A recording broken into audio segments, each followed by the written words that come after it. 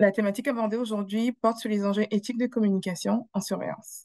Donc, je me présente Fatima Binati. Je suis moi-même une diplômée de l'option surveillance épidémiologique de la maîtrise professionnelle en santé publique de l'école et je suis actuellement professionnelle de la surveillance à la direction de santé publique de la Montérégie. Donc, je vais être accompagnée dans l'animation de ce séminaire de Bernard Simon-Leclerc qui animera la période de questions. Donc, les deux professionnels que nous accueillons aujourd'hui sont des professionnels en éthique. Tout d'abord, Monsieur Michel Désy. Il est docteur en philosophie, diplômé de l'Université de Montréal et a complété son stage postdoctoral sur les dimensions éthiques des politiques publiques et leur impact sur la santé des populations. Depuis 2010, il est conseiller spécialisé en éthique à l'Institut national de santé publique du Québec, donc l'INSPQ. Parallèlement, depuis 2016, M. Désy assure des fonctions de chargé d'enseignement clinique à l'École de santé publique de l'Université de Montréal, tout en exerçant le rôle de secrétaire au sein du comité d'éthique de la santé publique depuis 2018. M. Désy est accompagné de sa collègue Mme Julie Saint-Pierre, elle aussi conseillère scientifique spécialisée en éthique à l'INSPQ. Mme Saint-Pierre est titulaire d'une maîtrise en anthropologie de l'UDM, donc l'Université de Montréal, et d'un doctorat en sémiologie de l'UQAM. Elle débute sa carrière en 2011 au Centre de collaboration nationale sur les politiques publiques favorables à la santé, avant de rejoindre l'équipe des politiques publiques et santé. En 2018, elle oriente son parcours vers l'éthique dans le rôle de professionnelle en soutien aux activités du comité d'éthique de santé publique, en plus d'offrir du service conseil. Depuis 2021, elle assure également la présidence du comité d'éthique de la recherche indépendance, inégalité sociale et santé publique. Alors, les actions de santé publique doivent intégrer des enjeux éthiques de manière inhérente, donc que ce soit pour aider à la prise de décision ou dans la communication des données probantes. Nous devons tenir compte des valeurs à l'œuvre. En surveillance de l'état de santé, il existe deux enjeux de communication qui sont particulièrement importants: le risque de réidentification et le risque de stigmatisation. Ce sont ces derniers qui feront l'objet de la présentation d'aujourd'hui. Donc, avant de laisser la parole à nos conférenciers, simplement vous rappeler que le séminaire est enregistré et que les personnes qui ne souhaitent pas apparaître dans l'enregistrement peuvent garder leur caméra fermée. Monsieur Désy ou Madame Saint-Pierre, je vous laisse la parole pour la suite du séminaire.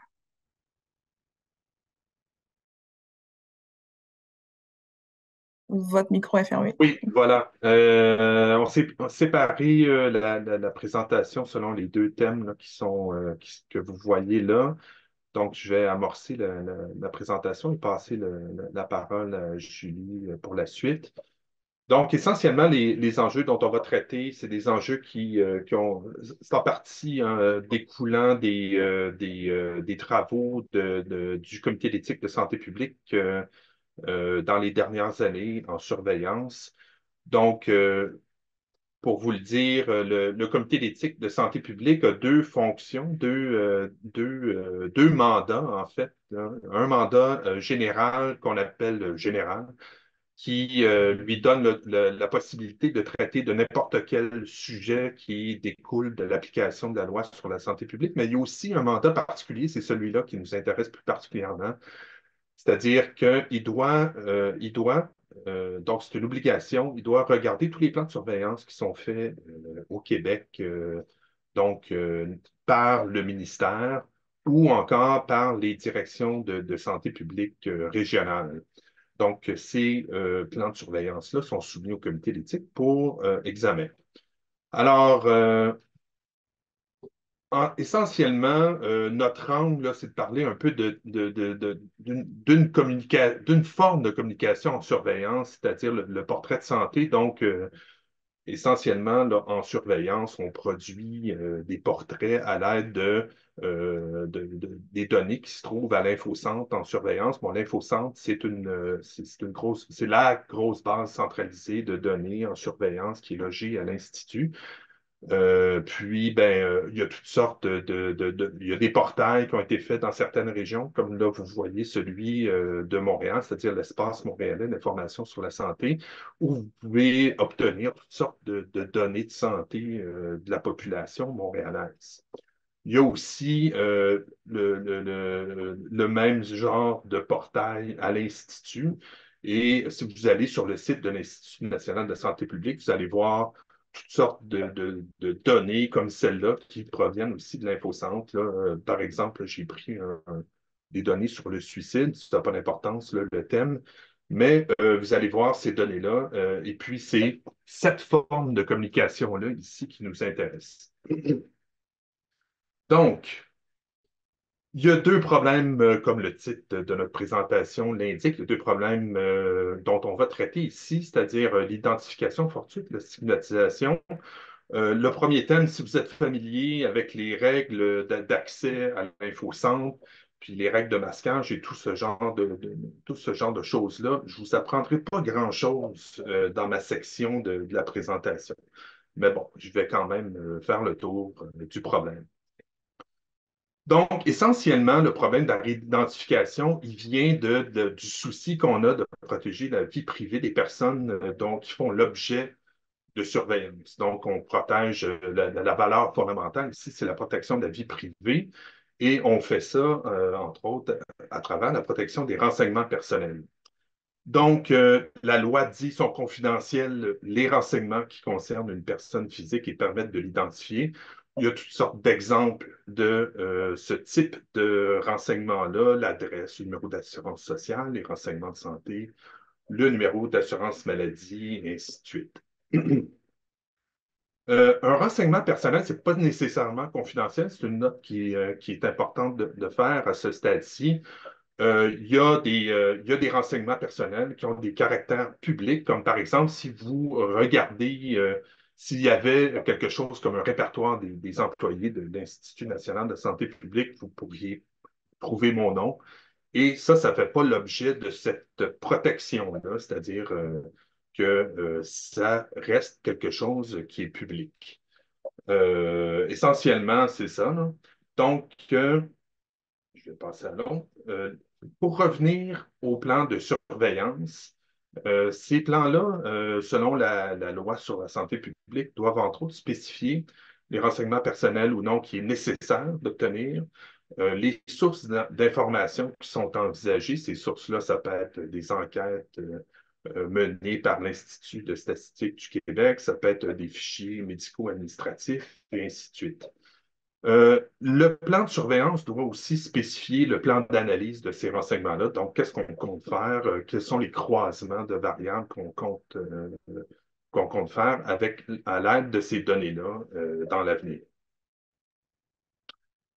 Alors, c'est quoi les problèmes de prix de confidentialité qu'il pourrait y avoir? Bien, évidemment, le plus gros, c'est la fuite de renseignements identificatoire.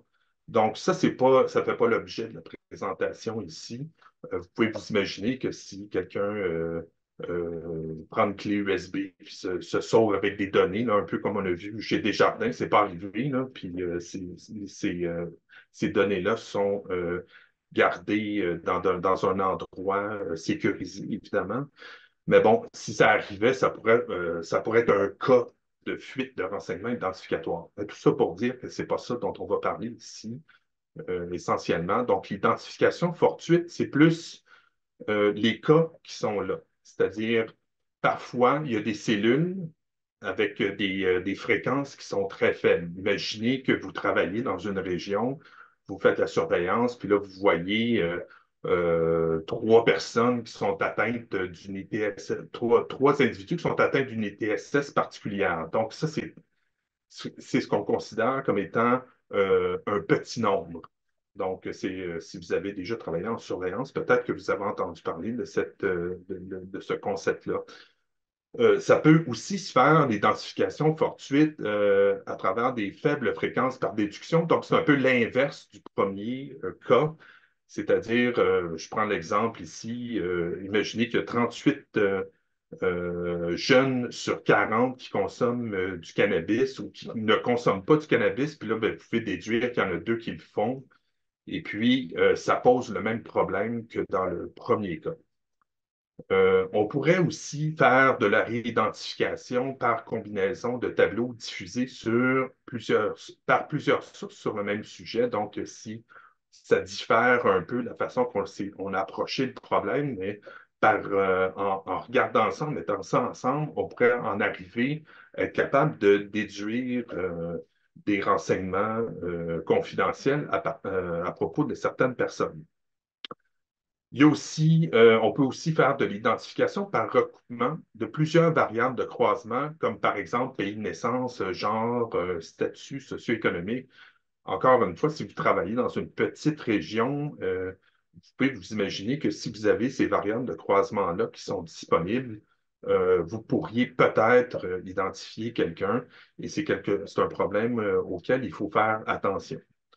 Euh, il y a aussi des variables qui sont identificatrices en soi. Donc, évidemment, le pays de naissance, ça pourrait être un de ces exemples-là, un peu comme le cas dont on vient de parler auparavant. Donc, si vous venez d'un pays particulier, dans une aire géographique assez restreinte, on peut reconstruire cette donnée-là puis vous identifier par le fait même. Donc, c'est aussi un de ces cas-là qu'il faut garder à l'esprit là, lorsque on fait de la surveillance. On pourrait aussi, encore une fois, dans la même perspective là, de région, d'aire géographique assez restreinte, on pourrait connaître a priori les personnes concernées, puis apprendre des renseignements à propos de ces personnes-là. Donc, encore une fois, si vous reprenez cet exemple-là du pays de naissance, mais on pourrait avoir des données sur la santé de ces personnes-là dans des aires géographiques restreintes, puis apprendre des choses à propos de ces personnes-là à cause qu'on a fait ces croisements entre des états de santé et le pays de naissance. Il y a aussi des événements rares où, par exemple, le meilleur exemple, ça serait des maladies très rares. On pourrait aussi identifier des personnes de cette façon-là lorsqu'on fait de la surveillance de ce genre de choses-là. Donc, si on peut penser à plusieurs maladies très rares là, qui pourraient faire l'objet de surveillance, dans ce cas-là, ben, ce qu'on fait habituellement, c'est on fait des statistiques qui sont provinciales. On fait pas de, on ne détaille pas ces données-là par région ou par région socio-sanitaire parce on pourrait se retrouver à diffuser des informations sur des personnes par le fait même. Il y a aussi évidemment les tailles de population. Bon, c'est un peu le même problème dont je viens de parler, c'est-à-dire que pour certaines régions, les populations étant très petites parfois, on peut penser au nord du Québec, par exemple. Il faut faire très attention lorsqu'on diffuse des données de surveillance à propos de ces populations-là, parce que, encore une fois, on pourrait se retrouver à identifier des personnes. Donc, si vous connaissez un peu le fonctionnement de l'infocentre, vous êtes familier avec ce type de solution-là. C'est-à-dire qu'il pourrait y avoir un avertissement à l'utilisateur, comme quoi ce qu'on s'apprête à regarder ou à avoir les données auxquelles on va avoir accès, il pourrait contenir des renseignements qui sont potentiellement identificatoires des personnes et potentiellement confidentiels. Qu'est-ce qu'on peut faire lorsqu'on a des petits nombres, par exemple? Ben, on peut combiner avec d'autres catégories. Imaginez-vous, là, vous faites un traitement dans une région où la population est quand même pas très grande. Vous faites un traitement des 15-16 ans qui consomment du cannabis, mais peut-être que vous avez envie, si le nombre est très petit, de combiner, d'élargir la catégorie pour que ce soit les 18 ans au moins, par exemple, pour avoir un plus grand nombre. Donc là, par le fait même, on va éviter ce type de problème. Il y a aussi dans l'infocentre un masquage automatique des petits nombres. Donc, on ne dévoilera pas les petits nombres à certaines catégories d'usagers de l'infocentre. Et évidemment, il y a les droits d'accès. Donc, j'ai parlé de catégories d'usagers à l'infocentre. Je vais vous montrer un peu comment ça fonctionne. Alors, il y a des droits d'accès. Puis là, vous pouvez voir, je ne vous lirai pas tout ça, évidemment. Là. Vous pouvez, si vous travaillez en surveillance, vous pouvez avoir accès à l'infocentre. Puis vous allez voir ces catégories-là. C'est aussi dans certains documents publics de la surveillance. Donc, ça vous dit un peu là, comment ça fonctionne, les droits d'accès par type de personnes qui travaillent dans le réseau. Donc, ça peut être grand public, les intervenants, les gestionnaires pour le droit d'accès 40, pour le 30, les gens qui font de la surveillance, puis le 20, ben, les gens qui travaillent à faire du contrôle de qualité.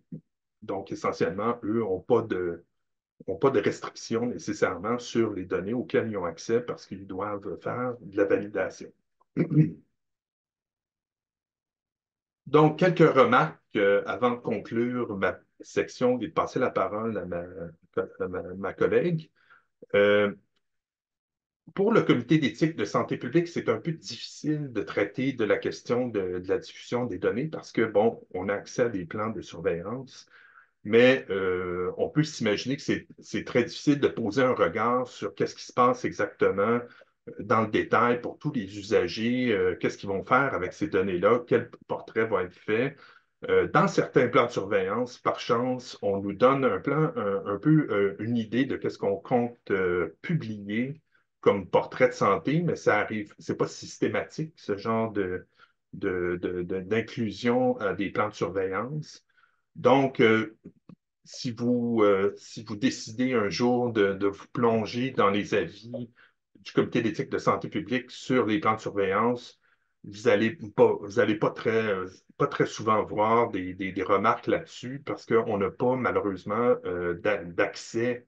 Ça serait, en fait, comme je l'ai dit, ça serait très difficile d'avoir une bonne idée de ce qui se fait en termes de diffusion de données là, à ce niveau-là. Euh, Dans l'avenir, on peut voir que, bon, vous savez qu'on peut utiliser maintenant des algorithmes pour fouiller des bases de données. Et ces algorithmes-là, sans doute, pourraient poser un plus grand risque de réidentification, étant donné qu'ils sont capables de faire des liens entre beaucoup de variables à l'intérieur d'une banque de données et réidentifier par le fait même des personnes. Donc, c'est un défi qui, sans doute, va se poser dans l'avenir. En ce moment, il n'y a pas, à ce que je sache, beaucoup d'utilisation d'algorithmes. Mais étant donné que ces outils-là sont disponibles, sans doute que c'est quelque chose qui va arriver assez rapidement. Donc, je vais passer la parole à ma collègue. Oui, alors l'autre enjeu lié à la communication des données de surveillance dont on voulait discuter avec vous aujourd'hui, donc c'est le risque de stigmatisation. Qu'est-ce que c'est exactement la stigmatisation? Dans le fond, c'est un processus social à travers lequel se construisent ou se renforcent des représentations sociales négatives à l'égard de certains groupes d'individus étiquetés sur la base de problèmes de santé jugés évitables ou sous leur contrôle. La stigmatisation en santé publique, c'est aussi basé sur des caractéristiques socialement dévaluées, jugées immorables ou blâmables qui vont être associées, bon, à tort ou à raison, à ces problèmes de santé-là. D'abord, il va y avoir un étiquetage des personnes, puis des stéréotypes négatifs vont être associés à cette étiquette-là. Donc, il y a un écart qui va se creuser, dans le fond, entre ces personnes-là et le groupe de référence. Puis ensuite, on va pouvoir constater peut-être de la discrimination, des pertes de statut qui peuvent se produire pour les personnes qui sont visées. Il est à noter que la stigmatisation, dans le fond, ça suit souvent les lignes de tension entre les groupes sociaux. Donc, ça frappe souvent des personnes qui sont déjà vulnérables. Donc, les effets de la stigmatisation peuvent être cumulatifs et leurs conséquences prendre une variété de formes et de niveaux d'intensité aussi. Euh, la diapo change pas. OK, je vais le faire. OK. Ah, ça vient de changer. Merci. Face à ce problème éthique-là, dans le fond, la réflexion qui s'impose, ben, c'est celle-ci. Jusqu'où et à quelles conditions les activités de surveillance sont-elles justifiées sur le plan éthique lorsqu'elles peuvent être associées à un processus de stigmatisation ou qu'elles risquent de l'alimenter? Donc, pour répondre à cette interrogation-là, prochaine diapo, Michel, si tu peux l'avancer. Merci. On peut tenter d'établir s'il y a un risque de stigmatisation qui est associé, dans le fond, au thème, aux objets de surveillance ou à la population dont on tente de faire un portrait. La première question, dans le fond, qu'on peut envisager, c'est celle-ci. Est-ce que le problème de santé qu'on souhaite documenter est perçu comme évitable? Est-ce que le comportement aussi qui est associé au risque d'être touché par le problème, la maladie ou la condition, y est considéré sous le contrôle des personnes qui en sont atteintes ou qui sont touchées?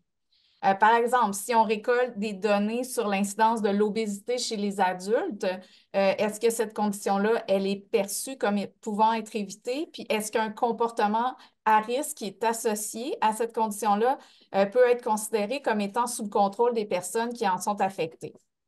Dans un deuxième temps, on peut se demander si le comportement à risque qui est associé à la maladie est en général aussi l'objet d'une réprobation. Dans le fond, c'est-à-dire qu'il fait l'objet d'un jugement moral, puis qu'on peut blâmer, dans le fond, les personnes qui le manifestent. Par exemple, si on travaille sur le cancer du poumon, c'est sûr que c'est une maladie qui est comme associée au fait de fumer. Donc, on peut se demander, ça va être quoi la répercussion sur les individus qui sont atteints de cette maladie-là? Est-ce que les fumeurs parmi eux vont être blâmés? Est-ce qu'ils vont se sentir aussi eux-mêmes responsables de leur maladie? Prochaine diapo. Donc, une autre question aussi qu'on peut se poser, c'est est-ce que, dans le fond, les individus, les groupes qui présentent le comportement à risque ou le problème de santé sont eux-mêmes aussi associés à des stéréotypes négatifs? Si je reviens à l'exemple des données, par exemple, sur l'incidence de l'obésité, ben, on pourra se demander s'il y a des représentations sociales qui sont négatives ou en contrepartie positives qui sont associées à cette condition-là. Une autre question aussi qu'on peut se poser, c'est est-ce que l'objet de surveillance ou encore les personnes ou la population surveillée peut être associé à un groupe qui serait différencié? J'entends par là, est-ce que le groupe est considéré comme une catégorie à part? Est-ce qu'il se distingue de la majorité? Est-ce qu'il y a déjà une étiquette qui peut être associée? Puis est-ce que ça les distingue encore une fois de l'ensemble de la population? Dernière question, là, on peut se demander aussi, c'est quoi des questions en ce qui concerne le statut social des personnes. Donc, est-ce que ces personnes-là sont déjà dévalorisées sur le plan social? Est-ce qu'elles pourraient voir davantage leur statut social diminuer? Est-ce que c'est des personnes aussi qui pourraient faire l'objet de discrimination sur la base de leurs conditions de santé? C'est important. Toutes les questions sont importantes, mais celle-là aussi comme question finale parce que c'est là que ça peut mener à des conséquences vraiment psychologiques ou sociales importantes pour les groupes concernés. Prochaine diapo. Donc, pour rendre l'analyse plus concrète, là, je sors un peu de ce que Michel vous a présenté au début dans les communications qui sont les portraits de santé. Je suis allée vers un événement plus récent de l'actualité, dans le fond, pour bien expliquer comment on peut faire l'analyse que je vous ai proposée. Dans le fond, c'est l'exemple de la variole simienne qui était dans l'actualité quand c'est survenu à l'été 2022 à Montréal, en tout cas. Donc, la variole simienne, on se rappelle, c'est une infection virale qui se manifeste principalement par une éruption cutanée douloureuse au niveau de la bouche et des organes génitaux. Puis le virus, dans le fond, il se transmet par des contacts étroits de peau à peau avec les lésions cutanées, les muqueuses, les sécrétions respiratoires d'une personne infectée. Donc, les premiers cas qui ont été recensés par les autorités sanitaires au Québec puis au Canada aussi concernaient surtout les hommes adultes homosexuels. Donc, la diffusion des données sur l'éclosion des cas et surtout la couverture médiatique, dans le fond, qui a eu lieu autour de ces éclosions-là, a mis l'emphase sur cette caractéristique-là. Elle a aussi ciblé certains lieux fréquentés par la communauté, notamment les saunas, comme lieu à haut risque de transmission. Donc, les données diffusées ont associé en fait un risque plus élevé de contracter la maladie à un groupe, puis aussi l'origine des éclosions à un comportement particulier, soit le fait de fréquenter des saunas. Donc, la diffusion d'informations visait à ce que les gens puissent connaître le risque, puis soient en mesure de se protéger. Or, en parallèle, le risque de stigmatisation lié à la diffusion d'autant d'informations détaillées, puis envers un groupe et un comportement est élevé. On va regarder ensemble, dans le fond, comment nos 3 premières questions s'appliquent. Prochaine diapo. Dans le fond, dans les articles qui en traitaient, la variole simienne était conçue comme un problème de santé évitable par des pratiques responsables, notamment en ayant des relations sexuelles protégées puis un nombre de partenaires limité. elle a en quelque sorte été assimilée, si on le veut, à une maladie transmise sexuellement, alors que ce n'est pas le cas. D'autre part, la fréquentation des saunas gays associés à justement aux comportements qui étaient jugés irresponsables, c'est-à-dire promiscuité sexuelle, des fois aussi consommation de substances. Donc, ça fait de manière générale, de toute façon, l'objet d'une réprobation sociale. Puis, il y a plusieurs stéréotypes négatifs qui sont associés non seulement au comportement dont on vient de parler, mais aussi à, à- à la communauté en général qui fréquente ces lieux-là.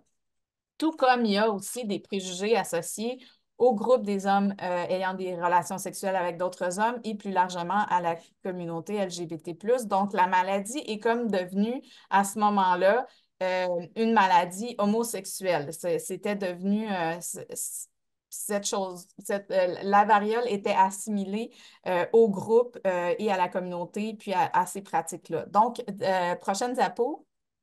Euh, sur la base des stéréotypes, dans le fond, puis des préjugés, là, il y a une distanciation qui s'est opérée avec le reste de la population qui s'est moins sentie concernée par le problème, puis qui a jeté le blâme un peu sur le comportement comme je disais, jugé irresponsable, ou encore sur le groupe comme tel. Puis ce groupe-là a constaté qu'il y avait de la discrimination justement à leur égard de manière générale qui augmentait. Donc, en plus de causer du tort aux personnes, il y a aussi dans cette façon de faire-là quelque chose qui peut être contre-productif en matière de santé, puisque dans le fond, il y a un faux sentiment de sécurité qui s'installe dans la population générale en pensant qu'ils ne seront pas touchés parce qu'ils ne font pas partie des groupes ciblés.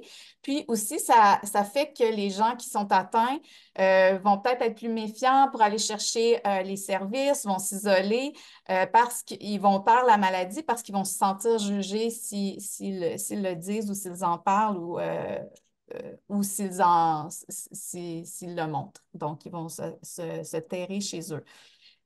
Donc, il faut rappeler ici que justement, l'ennemi, ben, dans ce cas-là, c'était le virus et pas les personnes touchées. Puis c'est quelque chose dont il faut souvent justement se rappeler dans ces cas-là. Donc, l'exemple démontre comment il est important d'anticiper le risque de stigmatisation avant la diffusion des données qu'on dispose, puis de prévoir, en fait, tu sais, quand on sait ça, ben, de prévoir des solutions pour atténuer ce risque. Prochaine diapo, il en existe des solutions. En fait, en surveillance, il y a des règles au niveau de la diffusion qui permettent d'éviter d'associer des groupes à une maladie ou à un problème de santé. Juste le fait de restreindre la diffusion, par exemple, à certains acteurs clés peut permettre ça. Le CSP, dans un de ses avis sur le plan régional de surveillance de la Montérégie, parlait justement pour ce qui est des sujets sensibles, notamment dans cet avis-là, il était question de la maltraitance envers les enfants. Donc, c'est de trouver aussi, de regarder c'est quoi les modalités alternatives de diffusion, puis de trouver un équilibre entre transparence et non-malfaisance qui permet, dans le fond, de conserver l'effet mobilisateur que peuvent avoir des données comme celle-là, mais aussi tout en se préservant des conséquences négatives potentielles que ça peut avoir sur certains groupes.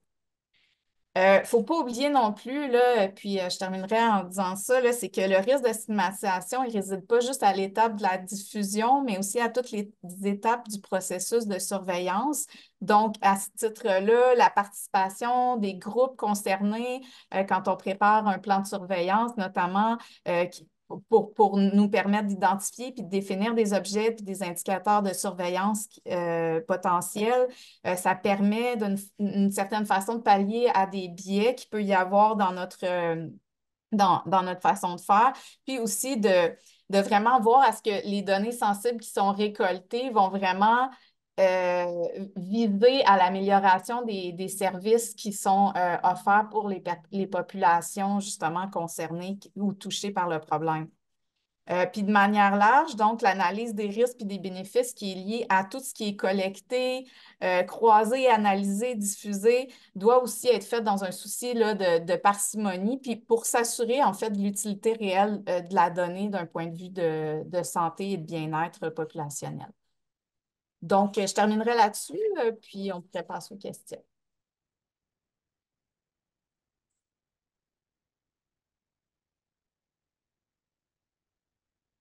Donc, merci beaucoup pour ma caméra. Merci beaucoup, Madame Saint-Pierre et Monsieur Désy. Alors, on va passer à la période des questions. J'invite les personnes à soit poser votre question dans le bavardage, là, la discussion, le chat, ou lever la main et puis on pourra vous passer la parole. Donc, juste pour le bénéfice de nos conférenciers, je, je note que nos séminaires deviennent de plus en plus internationaux. Il y a des personnes qui se sont présentées comme étant résidents actuellement au Maroc, au Cameroun et en Haïti. Donc, on souhaite la bienvenue à tout le monde, qu'il soit ici au Québec ou ailleurs dans le monde.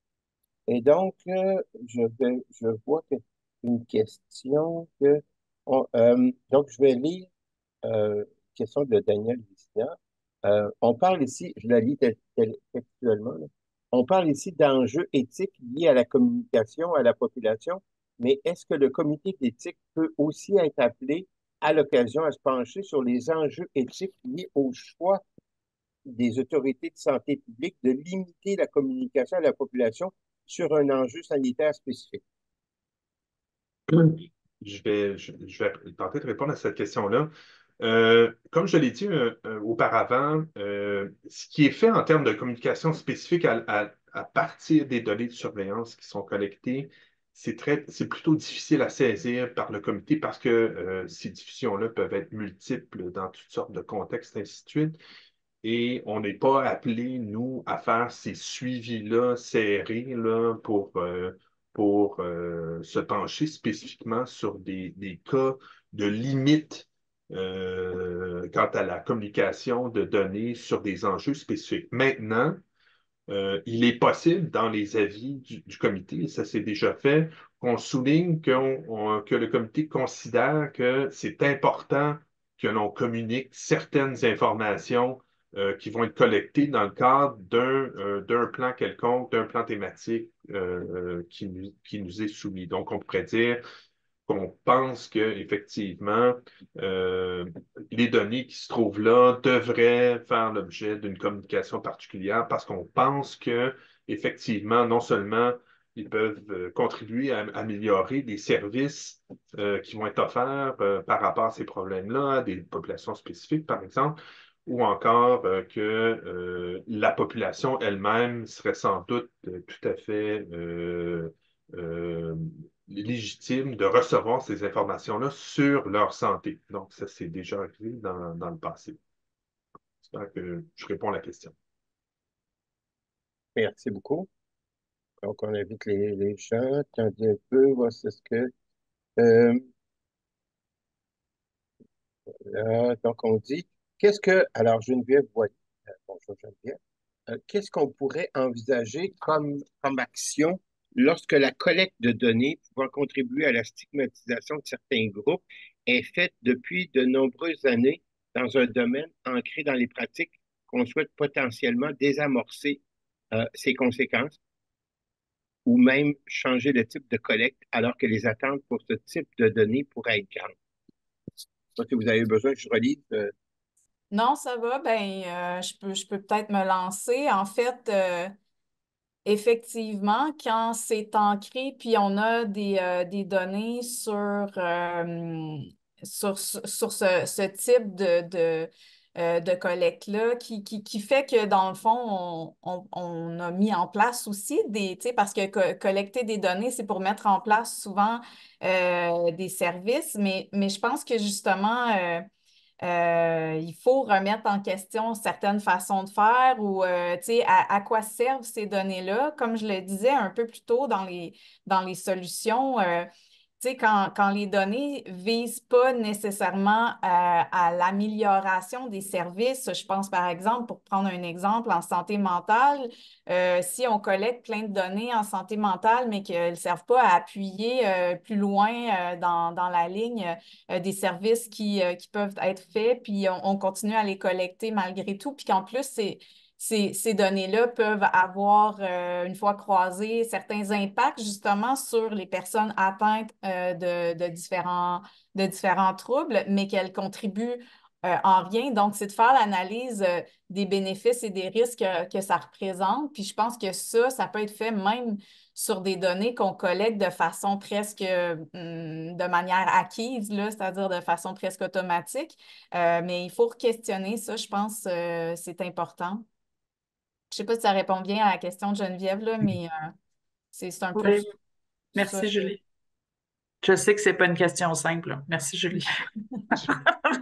Michel, t'avais-tu d'autres choses à ajouter, Ça peut-être? me suscite des commentaires. Je sais que lorsque on a fait le passage en surveillance du plan commun de surveillance vers le plan national, il y a eu un exercice là, où on a essayé de voir est-ce que c'est pertinent ou non de garder la collecte de certaines données. On a fait un certain exercice de nettoyage. Là, je ne peux pas parler pour qu'est-ce qui se passe au ministère, je ne pourrais pas dire, mais je sais qu'à ce moment-là, on a fait cet exercice-là. Maintenant, est-ce que ces exercices-là pourraient être bonifiés par une analyse de ce type-là, c'est-à-dire qu'on ne se pose pas juste la question si c'est utile ou non, mais aussi est-ce que le potentiel, le risque de stigmatisation qui est associé à la collecte de données pourrait être révisé dans certains cas. Moi, je trouve que oui, évidemment, mais je suis biaisé. Là. Mais tout ça pour dire que je pense que ça peut être soulevé comme problème aussi. Là. C'est difficile de changer certaines pratiques. Là. En surveillance, on collecte de plus en plus de données. On ne se pose pas souvent la question à savoir mais est-ce qu'on a besoin de ça ou non. Mais effectivement, je pense que ça serait utile de le faire. Ça serait une bonne idée. Merci beaucoup. Juste pour le bénéfice de tout le monde, il y a une personne en Ursula qui ne sait pas comment lever la main. Alors, si vous regardez, levez la main pour poser une question. Donc, si vous regardez en bas, vous devriez voir un petit bonhomme sourire avec un plus où c'est marqué réaction. Donc, si vous cliquez là, vous allez voir, il y a une main qui indique comment lever la main. Donc, je vais passer à la question de Marie-Hélène Sonnet. Et si jamais Ursula, d'ici là, vous n'avez pas trouvé, je vous donnerai la parole après. Donc, Marie-Hélène Sonnet pose la question, est-ce qu'on se prive parfois de collecter des données qui pourraient être utiles pour éviter de stigmatiser? Donc, de se priver de données qu'on juge qui seraient utiles, mais on s'en prive parce qu'on a peur, on veut éviter la stigmatisation.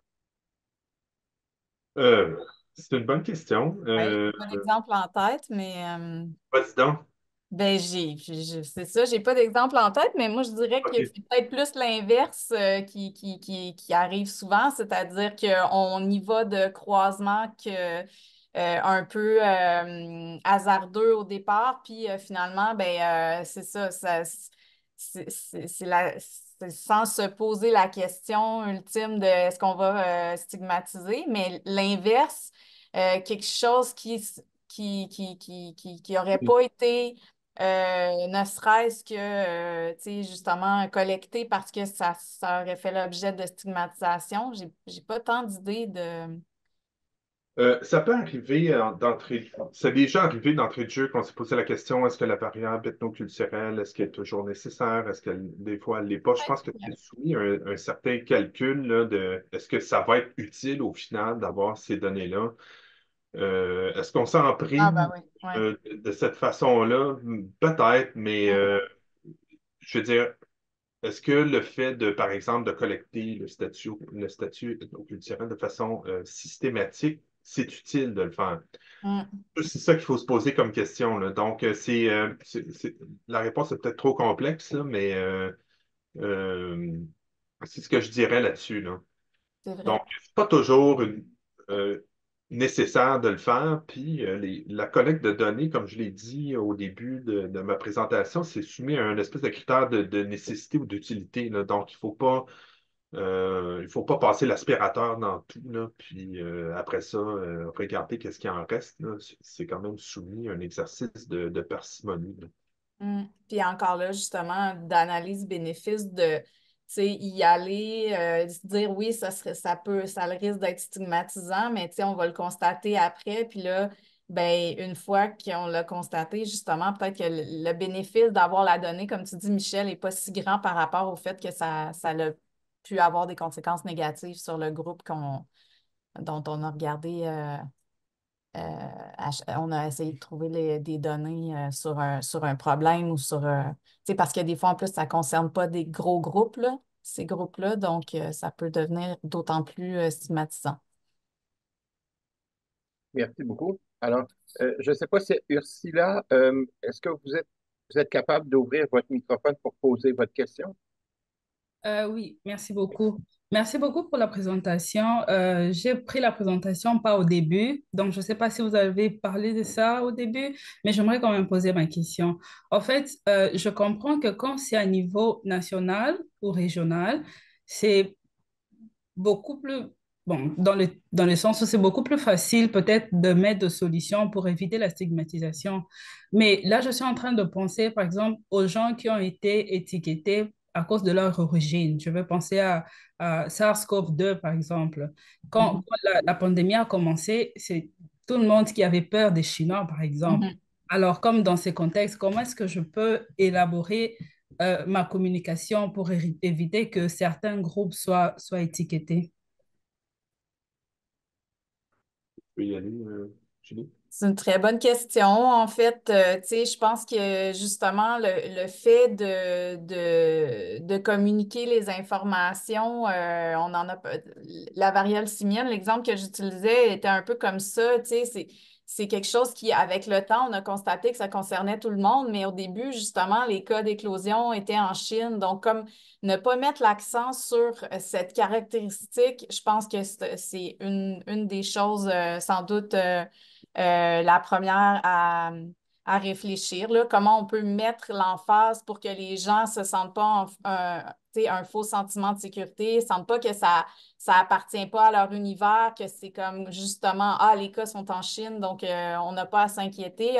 Ça a pris du temps avant que ça devienne une compréhension, tu sais, justement de, ah, OK, on peut tous être touchés ou être atteints par cette maladie-là. Là, donc, et ça a eu des effets justement, au tout début de la pandémie, partout dans le monde, je pense que ces groupes-là ont été justement sujets à discrimination assez fortement.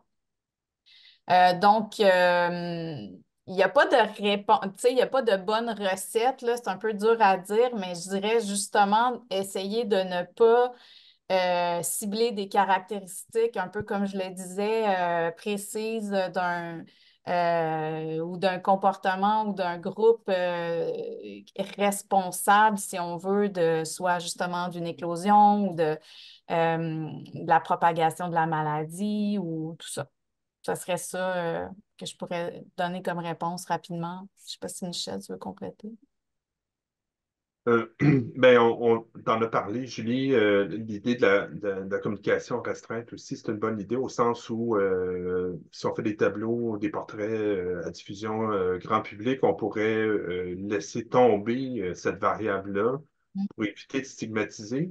Mais si on pense que ça peut être utile pour certains, pour les services, pour les gens qui ont des services, de l'avoir, cette donnée-là, si on pense effectivement que ça affecte plus un groupe qu'un autre, là, ça c'est bien important, mais là, peut-être que là, on peut faire une diffusion restreinte auprès des gens qui interviennent et laisser tomber le côté public de la diffusion. Alors, peut-être une question. Je vais passer à la question de Graciela avant la question d'Andrea, parce que sa question est en lien avec ce qu'on vient de discuter. Elle demande, est-ce que le fait de restreindre la diffusion de données ne pourra pas priver les autorités sanitaires des informations décisives, cruciales, ayant des enjeux majeurs pour la santé publique? Ben, si je peux, Oui, vas-y. c'est un peu ce que je viens de dire. En fait, on peut faire on peut y aller graduellement, c'est-à-dire qu'on peut laisser tomber de la diffusion pour des publics de certaines données, mais on peut quand même diffuser ces données-là auprès d'autorités pour justement informer de meilleurs services, de faire en sorte que les services puissent être améliorés ou donnés auprès de certains groupes. Donc là, ça peut se faire de cette façon-là. Donc, la restriction, ben, si on pense que le risque est trop grand puis que ça n'a pas vraiment d'utilité pour les services, là, on pourrait restreindre de façon plus contraignante, mais Si c'est simplement là, pour aider informer les services, les décideurs, puis on pense que ça a quand même un potentiel de stigmatisation, on pourrait informer les décideurs, laisser faire pour les portraits publics, là. Merci beaucoup. Alors, une question Andrea Bilodeau. Elle demande, est-ce que des outils sont disponibles pour soutenir la communication à des fins d'intervention immédiate et donc plus spécifiquement dans le contexte de vigie versus à des fins de surveillance continue de l'état de santé dont l'action est moins immédiate? Hmm. Très bonne question. On n'a pas de mandat en vigie au comité d'éthique de santé publique. On n'a pas été beaucoup appelé non plus dans le passé. Je fouille dans ma tête, là, ça fait quand même un certain temps que je fais ce travail-là. Je me souviens pas tellement on est beaucoup intervenu dans des activités de vigie en particulier. Donc, j'imagine quand même que, étant donné toutes les données de vigie qu'on a publiées pendant la pandémie, que les gens qui en étaient responsables se sont donné des outils pour soutenir la communication, mais ce n'est pas des choses auxquelles nous, on a participé. Donc, je ne pourrais pas en parler de façon convaincante là, ici. Merci. Donc, je vous invite encore à poser vos questions, soit dans le bavardage, soit dans euh, le- donc, alors, deux questions qui sont apparues. Donc, une première question, Sylvie Martel. Je vous invite à poser votre question. Oui, bonjour Julie, bonjour Michel. En fait, la question de la vigie versus la surveillance, ça m'intéresse particulièrement parce que on est beaucoup légiféré en surveillance, ça, en fait, notamment, vous savez, je travaille sur la communication des petits nombres et puis dans un contexte de vigie, on est habitué à diffuser des nombres plus petits que 5 des fois pour protéger la population. Donc, par exemple, pour la COVID, on a diffusé des cas plus petits que 5 parce que c'était important pour la population d'avoir accès à l'information. Euh, mais dans un contexte de vigie où on n'est pas dans une action immédiate de protection de la santé de la population, est-ce que vous pensez que la communication de petits nombres demeure pertinente? Hmm. Une excellente question. Je pense que comme on fait d'habitude en éthique, il faut faire une espèce d'analyse large de bénéfices versus inconvénients, là.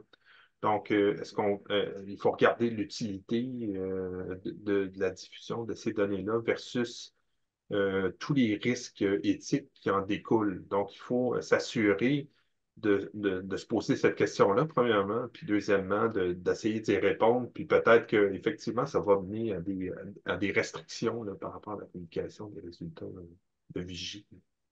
Mais moi, je trouve ça très intéressant, là, ce sujet-là, Ouais. la communication en vigie, mais c'est ça, je pense ce serait plaisant qu'on se penche là-dessus dans un avenir rapproché, surtout à la lumière de ce qui s'est passé pendant la pandémie. Voilà une suggestion pour un futur séminaire dans notre calendrier de l'année prochaine. Alors, maintenant, une question de Fatima. Ah oui, ben moi c'était plutôt une réflexion et je pense que M. Désy on a un peu allé dans ce sens-là tantôt, c'est que j'ai l'impression que souvent aussi dans les messages qu'on diffuse, on peut pas vraiment avoir d'impact en fait, ben on peut pas vraiment diriger en fait l'information par rapport à ce qui est relayé par les médias. Donc j'ai l'impression que eux à leur niveau souvent, vu que la plupart sont souvent dans du sensationnel, ils vont aller voir diffuser l'information qui va plutôt en fait être assez attrayante pour eux. Et juste pour donner un exemple, c'est que récemment je travaillais sur ben on a eu une demande d'information en fait de l'Exxon par une journaliste qui voulait des données par rapport au cancer, par rapport à une région en Montérégie. Et malgré les petits nombres en fait qu'on a à lui présenter, tout en prenant le soin de signifier que ces nombres-là étaient trop petits en fait pour pouvoir vraiment établir une conclusion, elle persistait en fait à savoir ok mais à un autre niveau, à un autre niveau. Donc à un moment donné en fait on a vraiment dû mettre un veto si je peux dire comme ça. Donc vraiment lui dire que clairement en surveillance c'est pas des nombres qu'on diffuse. Et au-delà de vous les présenter, ils peuvent pas être interprétés à d'autres fins, en fait. Donc, on peut pas se fier sur un cas ou deux cas dans une région par rapport à une autre pour dire qu'il y a eu une augmentation des cas de cancer, par exemple. Donc, j'ai l'impression que souvent, par rapport aux médias, on n'a pas la maîtrise, malheureusement, de ce qui est diffusé.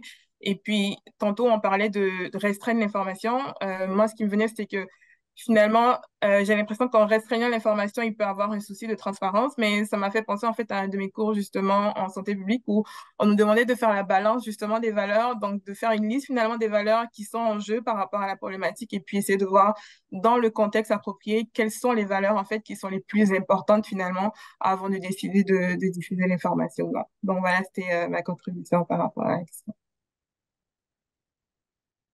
Merci, Merci. c'est super intéressant parce qu'effectivement, c'est toute une balance entre souvent, justement, un peu comme je le disais, la transparence, puis jusqu'où aller dans la transparence parce que, tu sais, on peut y aller puis dire la transparence est très importante, mais on peut la moduler, puis à qui on va, tu sais, avec qui on va être transparent, puis justement garder certaines informations à certaines personnes, notamment retenir des informations aux journalistes mais en diffuser parfaitement limpide aux autorités de santé pour qu'elles puissent agir. Puis, tu sais, la non-malfaisance d'un autre côté aussi, tu sais, il faut la moduler, il faut dire, OK, quels peuvent être les impacts, puis dire sur qui ces impacts-là vont arriver, puis comment on peut aussi s'assurer peut-être de mettre en place un espèce de filet de sécurité, je ne sais pas trop comment l'appeler, mais des moyens pour que l'impact ne soit pas trop grand. Par exemple, justement, s'assurer que les organismes communautaires, par exemple, qui interviennent auprès des populations qui pourraient être discriminées, ben, vont savoir que ça se peut que ça arrive ou vont mettre en place des canaux de communication avec leur population pour, tu sais, voir est-ce qu'on constate justement un effet discriminatoire sur les gens suite à ce qui arrive dans les médias ou ce qui est diffusé ou ce qui est entendu, les choses qui se passent dans la population par rapport aux données qui ont été diffusées. Donc, tu sais, effectivement, il y a vraiment, c'est bien de le remettre de l'avant, là, il y a vraiment une balance à faire entre les valeurs qui est importante, puis c'est ça la réflexion éthique, là, justement. Merci beaucoup. Merci beaucoup. Donc, je vais me réserver la prochaine intervention. Euh, je vais essayer, je ne sais pas trop, c'est un commentaire, mais je vais essayer de faire une question avec ça. C'est toujours la balance que, je passe un exemple précis, c'est maintenant l'intérêt par rapport à la diversité de genre. Et donc, je vois des enjeux de bienfaisance et de non-malfaisance pour quelque chose comme la diversité de genre, où maintenant, à un moment donné, en tout cas, les organisations gouvernementales ont, ont voulu ou trouvent important euh, pour soit des services gouvernementaux, des services publics, etc., d'ajouter des questions sur la diversité de genre dans leur formulaire, mais également l'Institut de la statistique du Québec ou des organisations en surveillance d'ajouter des questions dans les enquêtes socio-sanitaires concernant la notion de diversité de genre, trans, non-binaire, etc., etc. Et donc, et je vois là dans ça comme vraiment, bon, évidemment, en plus, il y a la notion des petits genres, il y a la notion de risque de stigmatisation, mais là, je voyais comme la dualité où à la fois des gens qui font partie de certaines communautés de genre plus minoritaires, euh, disaient, ben, c'est quand même important qu'on parle de nous. Donc, il y a aussi, parce que c'est pour contrer l'invisibilité de ces groupes sociaux-là, donc un appel à ce on parle d'eux, mais en même temps, un risque parallèle euh, dépendamment de comment c'est fait, que aussi de contribuer peut-être à la stigmatisation de certaines populations. Alors, je ne sais pas si vous, sur la notion de diversité de genre, si vous avez eu l'occasion jusqu'à maintenant de vous prononcer euh, dans des enquêtes, dans des plans de surveillance. On n'a pas eu cette question-là spécifiquement qui a été soulevée au comité à date. Je sais qu'à l'Institut, il y en a été question de cette problématique-là, évidemment, ça va être soumis à la même réflexion là, qu'on vient de faire par rapport à d'autres variables de croisement, c'est-à-dire euh, l'utilité. Donc, oui, c'est clair là, il faut donner de la chair là, sur ces données-là. Il va falloir en faire la publication, mais en même temps, il faut se poser toutes ces mêmes questions-là sur le potentiel, le risque de stigmatisation, c'est-à-dire qu'il faut voir est-ce qu'il y a, par exemple, par rapport à certaines problématiques de santé, est-ce que ça va contribuer à des stéréotypes? Est-ce que ça va les renforcer? Est-ce que ça a le potentiel d'augmenter les inégalités? Donc, c'est un peu le même problème qui va se poser, mais par rapport à ça, mais effectivement, il faut prendre en compte l'utilité de la diffusion de ces données-là, éventuellement, lorsque ça va percoler là, dans les enquêtes et ainsi de suite. Oui, puis tu sais, comme un peu comme déjà dit, puis dit dans certains des avis du comité, tu sais, l'idée aussi d'aller chercher un peu la contribution de ces populations-là dès le départ, c'est-à-dire dans qu'est-ce qui est intéressant de savoir. Oui, on veut faire parler de nous, mais tu sais, à propos de quoi, qu'est-ce qu'on veut savoir, tu sais, ça aussi, c'est très important, je pense, de ne pas présumer que certaines informations sont celles qui vont avoir justement un impact positif pour la communauté si on ne le sait pas. Donc, nous, on y va avec nos présupposés de santé, mais tu sais, peut-être qu'il y a aussi des choses sur lesquelles ils voudraient pouvoir avoir de l'information. Donc, ça aussi, ça fait partie justement d'un peu de la réflexion plus large de pas seulement aller chercher une donnée, mais qu'est-ce qu'on fait avec après, comment c'est ça, comment c'est croisé, comment ensuite c'est analysé et diffusé, puis comment on peut avoir un apport des personnes que ça concerne là, tout le long. Merci beaucoup. Donc, on va conclure sur ça. Je vais laisser la parole à Fatima. Oui, ben déjà un gros merci à Madame Saint-Pierre et à Monsieur Désir pour votre présence aujourd'hui et pour cette présentation très intéressante. Merci également à toutes les personnes participantes qui étaient présentes aujourd'hui. Un merci spécial à Mesdames Chantal Huyot et Emmanuel Dufaux, qui sont toutes deux conseillères en communication à l'école pour l'organisation et la promotion continue de nos séminaires. Donc, nous vous donnons rendez-vous pour notre prochain séminaire qui se tiendra le 18 janvier sur le thème de surveillance de la santé des enfants et des jeunes au Québec, présenté par une professionnelle de la Direction de santé publique de Montréal. Donc, c'est ce qui conclut notre séminaire d'aujourd'hui. Nous vous souhaitons une agréable période des fêtes et espérons vous retrouver en 2024 pour la suite de nos séminaires. Une excellente journée. Merci. Merci.